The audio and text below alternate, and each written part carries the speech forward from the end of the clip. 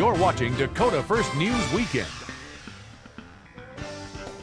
Everybody knows that Minnesota and Cliff Avenues are high traffic areas. Now you can add Glenview Road to that list.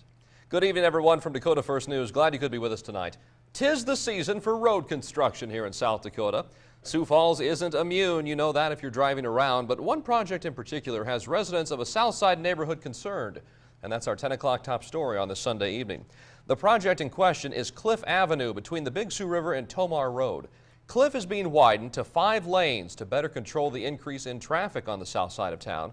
Residents say the long-term benefits are good, but the short-term headaches are dangerous, especially along the traffic detour route, which places northbound Cliff Avenue traffic into the neighborhoods near Glenview Road.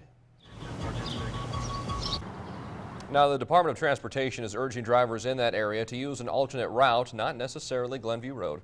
Also, Sioux Falls police have been known to patrol the area to make sure drivers aren't speeding. Well, the roads were dangerous again this weekend. An accident near Centerville has claimed the life of a Beersford man. 29-year-old Jeffrey Cumm was killed after his car struck a field approach, went airborne, and rolled over.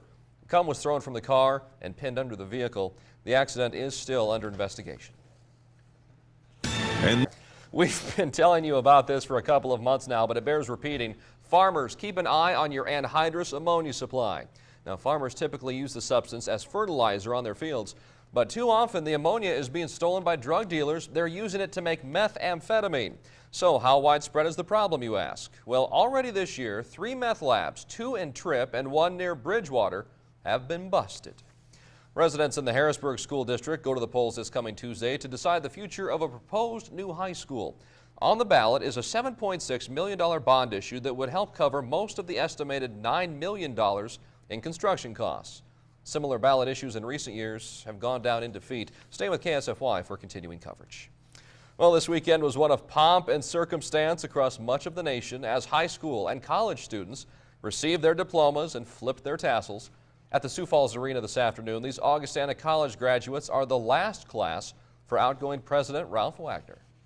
And at the Washington Pavilion this afternoon, the Great Hall played host not to a concert, but to friends and family of graduating University of Sioux Falls students. All of them now faced with life out there in the real world. But one aspect of entering the real world may not be too difficult for these recent graduates. Some of them say this is the best time to enter into the workforce because, as KSFY's Megan Dorsch tells us, the job market has never been better. News. And while the job market is good across the nation, figures show South Dakota students are finding higher paying jobs. Unfortunately, most of them are out of state. Well, we are glad you could join us tonight for Dakota First News at 10. We have a lot more to tell you about this Sunday evening. You know, Rush Limbaugh is lobbying for a job with ABC's Monday Night Football. Now another famous name is in the mix. We'll tell you who he is coming up. And if you don't have a phone book, you use directory assistance. But how reliable is it? What Brian DeRoy found out may cause you to raise an eyebrow. Story, Brian. Hi, Nancy. We're here at Falls Park because it best exemplifies the problem with the Big Sioux River. Water flow here at Falls Park is 90% below what it should be. The Big Sioux River supplies drinking water for all of Sioux Falls, so if the river suffers, so do we. Now, Mayor Hansen reminds you that there is a watering ban in effect every day from 1 to 5 p.m. That means don't wash your car and don't water your lawn during those hours. And if police see you doing that, you can get a ticket.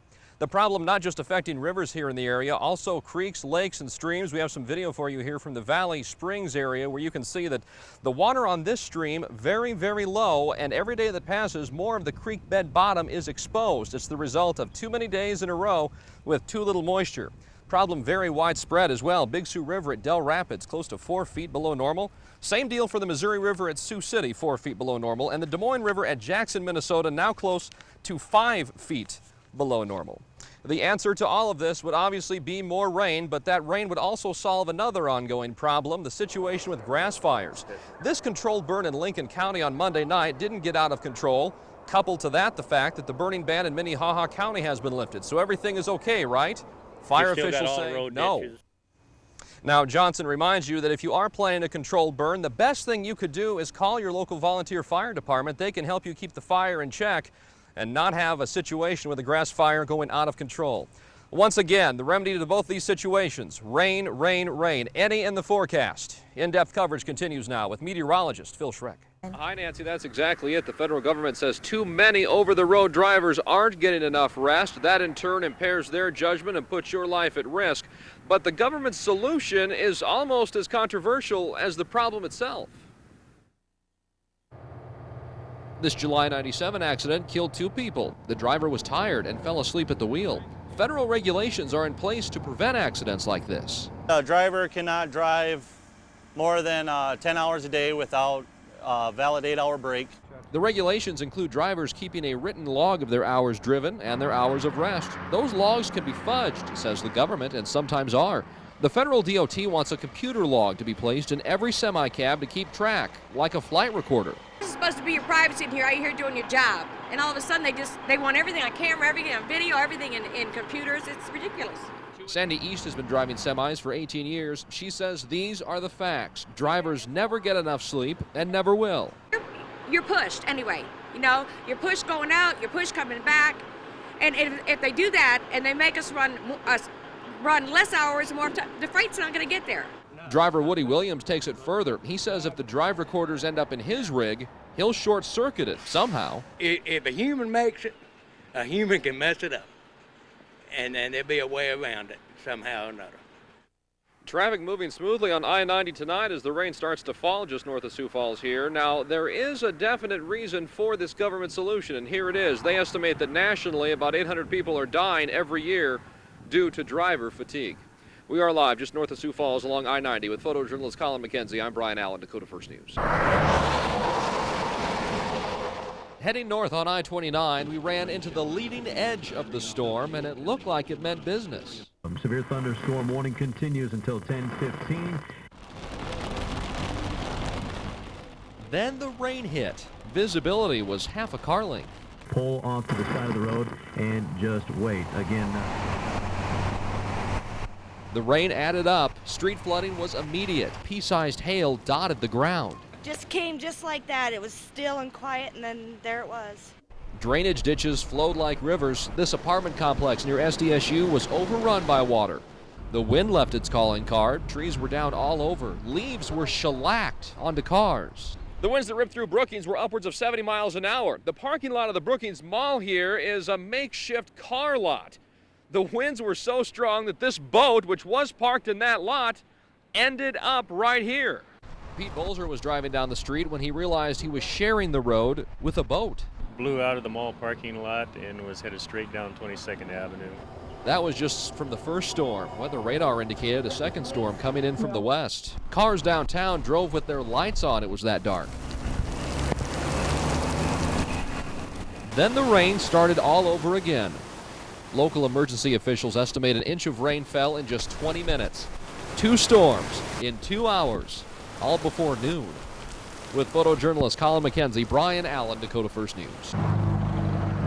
People come to Davis Drug for cough syrup, candy, a card, and to see Ernie. He's not the pharmacist, he's the cat.